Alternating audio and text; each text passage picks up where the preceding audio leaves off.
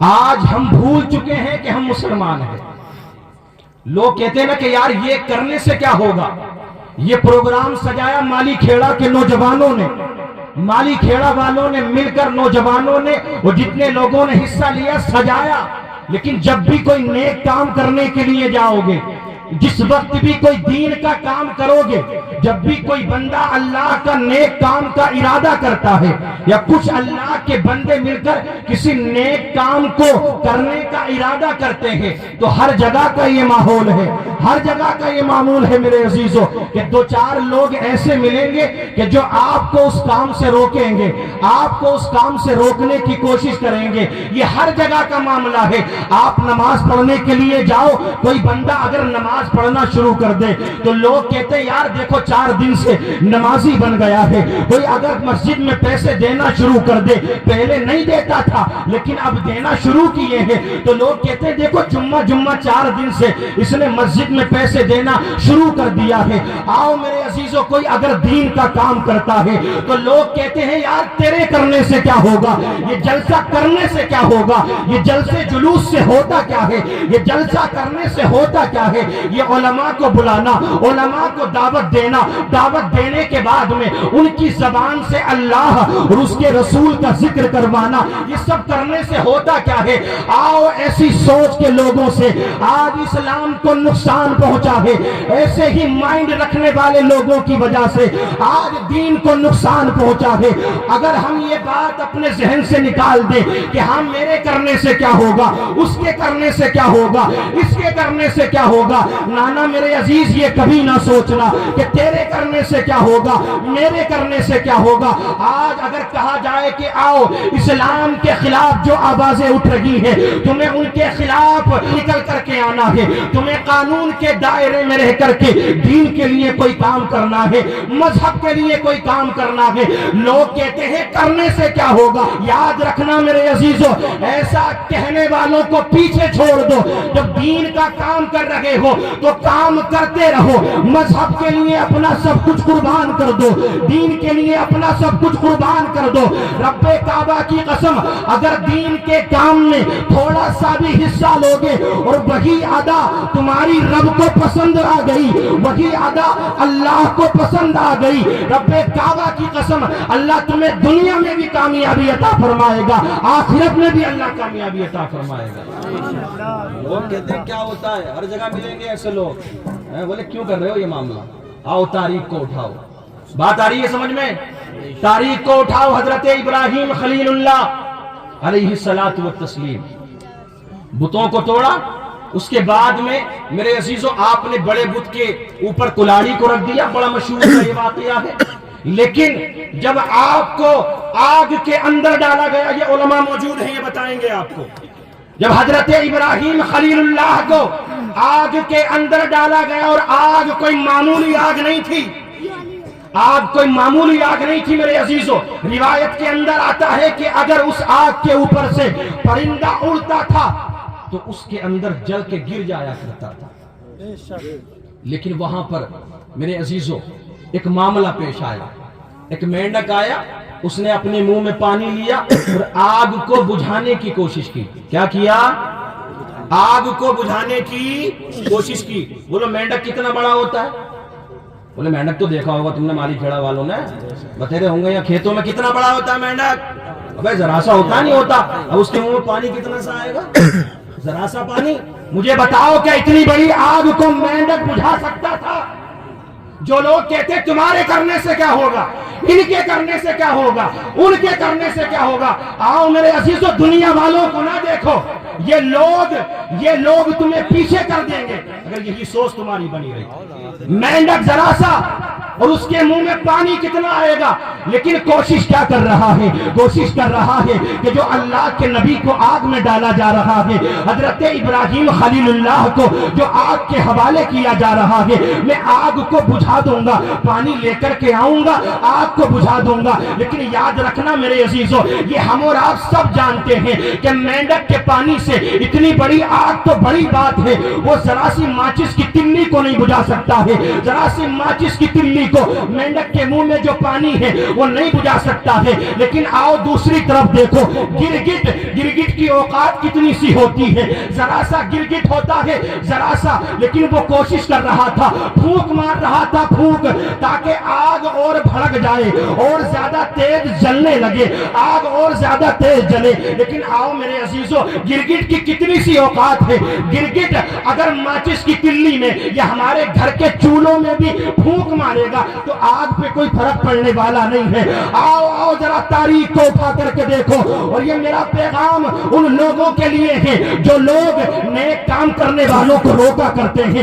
جلسہ کرنے سے کیا ہوگا، ذکر کرنے سے کیا ہوگا، عبادت کرنے سے کیا ہوگا، تقریروں سے کیا ہوگا، دین کا کام کرنے سے کیا ہوگا۔ آؤ میرے عزیزو، یہ کبھی نہ سوچنا مینڈک جو اللہ کے نبی کا ساتھ دے رہا تھا، اللہ کے نبی کا ساتھ دے رہا تھا، آگ بجھتی نہیں اس کے منہ کے پانی سے، لیکن آگ کو بجھانے کی کوشش کر رہا تھا۔ جب مینڈک نے ایسا عمل کیا اس کو اس کا اجر کیا ملا، یہ فرما دیا گیا کہ مینڈک کو نہ مارنا، مینڈک کو مارنا اچھا نہیں ہے۔ ایک روایت کے اندر یہ آتا ہے کہ مینڈک جو ٹر ٹر کرتا ہے یہ اللہ کی تسبیح بیان کرتا ہے، لیکن آؤ جو دشمن تھا، جو دشمنوں کا ساتھ دے رہا تھا، جو گرگٹ دشمنوں کے ساتھ میں تھا، اس کے بارے میں یہ لکھ دیا گیا کہ گرگٹ جہاں بھی ملے اسے مار دو، تم گرگٹ کو مارو گے تو تمہارے نامے اعمال میں نیکیاں لکھی جائیں گی۔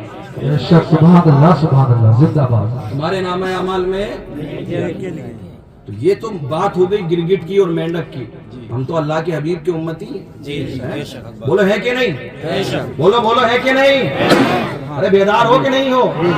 ہاں بیدار رہو ہمیشہ، جہاں سوئے تو وہاں بالکل سلا دیے جاؤ گے، ہمیشہ بیدار رہو، کبھی بھی پیچھے نہیں ہٹنا ہے۔ ہم نے صرف یہ ہمارا مائنڈ سیٹ ہو چکا ہے، یہ سمجھ لیا ہم نے میرے عزیزوں کہ بس ہم نمازیں پڑھ رہے ہیں تو پھر ہم سے بڑا کوئی مسلمان نہیں ہے، ہم سے بڑا کوئی مسلمان۔ نماز کی فرضیت اپنی جگہ حق ہے، کوئی ہلکا بھی جانے گا تو یاد رکھنا میرے عزیزو وہ اسلام سے خارج ہے، اسلام سے اس کا کوئی تعلق۔ فرائض جتنے بھی فرائض ہیں وہ اپنی جگہ حق ہیں، لیکن یاد رکھنا یہ بتایا جاتا ہے قبر کے اندر 3 سوال ہوں گے، کتنے؟ دین کے بارے میں پوچھا جائے گا، مذہب کے بارے میں، ریلیجن کے بارے میں پوچھا جائے گا، اللہ کے رسول کے بارے میں میرے عزیزو سوال ہوگا۔ یاد رکھنا میرے عزیزو سوال ہوں گے قبر کے اندر، لیکن یہ مت سوچنا کہ صرف انہی 3 سوالوں پر کام ختم ہو جائے گا، انہی 3 سوالوں پر کام ختم ہو جائے گا، یہ گمان نہ رکھنا، یہ مت سوچنا۔ آؤ میرے عزیزو، قبر کے اندر یہ بھی پوچھا جا سکتا ہے، آخرت میں تجھ سے یہ بھی پوچھا جائے گا، اور رب کعبہ کی قسم اگر یہ پوچھ لیا گیا نا تو ہمارے پاس کوئی جواب نہیں ہوگا۔ ہم نے یہ سوچ رکھا ہے بس 2-3 سوال ہوں گے، بات ختم ہو جائے گی۔ آؤ مسلمانوں اپنے آپ کو پہچانو، یہ بھی پوچھا جائے گا کہ یہ بتا جب میرے حبیب کو گالیاں دی جا رہی تھی، جب میرے مصطفیٰ کو گالیاں دی جا رہی تھی، جب میرے پیغمبر کی شان میں گستاخیاں کی جا رہی تھی، جب میرے حبیب کو گالیاں دی جا رہی تھی تو کیا کر رہا تھا؟ جب مذہب اسلام پر بھونکنے والے کتے مذہب اسلام کے بارے میں غلط جملے نکال رہے تھے تو کیا کر رہا تھا؟ نبی کی ناموس پر پہرا دینے والوں کو جیل کے اندر ڈالا جا رہا تھا تو کیا کر رہا تھا؟ جب نبی کی ناموس پر پہرا دینے والوں کو سزائیں دی جا رہی تھی، تکلیفیں پہنچائی جا رہی تھی، مشکلات کا ان کو سامنا تھا، تو کیا کر رہا تھا؟ یاد رکھنا، تم کیا سمجھتے ہو کہ صرف نمازوں سے جنت میں چلے جاؤ گے، صرف روزے سے جنت میں چلے جاؤ گے، صرف حج و زکات سے جنت میں چلے جاؤ گے؟ نانا میرے عزیز، ہمارے لیے سب سے پہلی شرط ہے آقا کی محبت، نبی کی ناموس کی اگر ہم حفاظت نہیں کر سکتے، اگر ہم ان لوگوں کا ساتھ نہیں دے سکتے تو نبی کی ناموس پر پہرا دیتے ہیں تو یاد رکھنا میرے عزیزو یہ نمازیں تمہارے منہ پر مار دی جائیں گی، یہ روزے تمہارے منہ پر مار دیے جائیں گے، کیونکہ یہ ساری چیزیں بعد میں ہیں، سب سے پہلے آقا کریم کی محبت ہے، سب سے پہلے نبی کی بولو نبی کی محبت۔ ہم نے اور ہمارے یہ جو دوسرے علماء ہیں اور بالخصوص مفتی سلمان اظہری صاحب قبلہ، ٹھیک ہے نا، اور جناب قمر غنی عثمانی صاحب قبلہ، یہ نام ایسا ہے دوسرا والا جناب، یہ نام ایسا ہے کہ فیس ویلیو کم ہے حضرت کی، لیکن سب سے پہلے اگر تحفظ ناموس رسالت کا نعرہ کسی نے بلند کیا ہے تو وہ جناب قمر غنی عثمانی. کون ہے جناب؟ یعنی مفتی سلمان ازری صاحب کی فیس ویلیو زیادہ ہے, وہ سارے معاملات آپ کے سامنے ہیں, سب کچھ آپ کے سامنے ہے, لیکن جناب قمر غنی عثمانی صاحب نے بھی بہت بڑا کام کیا, بہت بڑا کام کیا. اب لوگ اپنے اپنے طریقے سے, اپنے اپنے انداز میں, اپنے اپنے طریقے سے احتجاج بھی کر رہے ہیں اور دعائیں بھی کر رہے ہیں, اور دعاؤں کا نتیجہ یہ نکل کر کے سامنے آیا ہے کہ کچھ جگہوں سے حضرت کو بیل مل چکی ہے, لیکن ابھی مکمل طریقے سے بیل نہیں ملی, مکمل طریقے سے. اب ماحول کیا بن چکا ہے میرے عزیزوں, یہ ہو گیا کہ جیسے کوئی امام مسجد کا بیچارہ اس معاملے میں تقریر کرے نا, یہ اس بارے میں بولے تو بولے مولانا تم کہاں چکر میں پڑ رہے ہو, کیا کہتے ہیں, تم کہاں چکر میں پڑ رہے ہو, تم اپنی امامت ہی سنبھالتے رہو. یہ جملے ہوتے ہیں جملے بزدل لوگوں کے. یاد رکھنا ہمیں کوئی جنگ نہیں لڑنا ہے, اور یاد رکھنا ہمیں کوئی لڑائی نہیں کرنا ہے, بلکہ جو ہندوستان کا قانون کہتا ہے, جو ہندوستان کا لو کہتا ہے, اس کے دائرے کے اندر رہ کر کے ہمیں نبی کی ناموس کی حفاظت کرنا ہے. اسٹیج کی توجہ چاہوں, ہمیں نبی کی ناموس کی حفاظت کرنا ہے, کیونکہ ایک مسلمان سب کچھ برداشت کر سکتا ہے. ایک مسلمان برداشت کر لے گا تم اس کو گالی دے لو, مسلمان برداشت کر لے گا تم اس کو ماں کی گالی دو یا بہن کی گالی دو, مسلمان برداشت کر لے گا تم اس کا دنیاوی نقصان کر دو, مسلمان برداشت کر لے گا تم اس کو مار لو. لیکن یاد رکھنا ایک عاشق رسول کی, ایک نبی کے سچے عاشق کی, نبی سے محبت کرنے والے کی یہ پہچان ہوا کرتی ہے, اس کا یہ انداز ہوا کرتا ہے کہ وہ سب کچھ برداشت کر سکتا ہے, سب کچھ برداشت کر سکتا ہے, لیکن میرے مصطفیٰ کے خلاف, میرے مصطفیٰ کی ذات کے بارے میں کوئی ایک جملہ بھی غلط نکالے تو مسلمان برداشت نہیں کر سکتا. مسلمان برداشت, بات آ رہی ہے نہیں سمجھ میں تمہارے؟ تھوڑا سا ہٹ کے لگ رہا ہوگا معاملہ, لیکن یہی وقت کی ضرورت ہے, یہی وقت کی ضرورت ہے. اور بالخصوص گزارش ہمارے چینل والوں سے بھی کہ کوئی بھی تھمبنیل یا کوئی بھی ٹائٹل ایسا نہ لگائیں کہ جس سے دوسرے کی ذات کو تکلیف پہنچے. بہت اچھا کام کر رہے ہیں آپ لوگ بھی, دین کی دعوت دوسرے تک پہنچنی چاہیے, لیکن مفتی سلمان ازری صاحب کو چینل والوں سے بھی نقصان پہنچا, چینل والوں سے بھی نقصان پہنچا.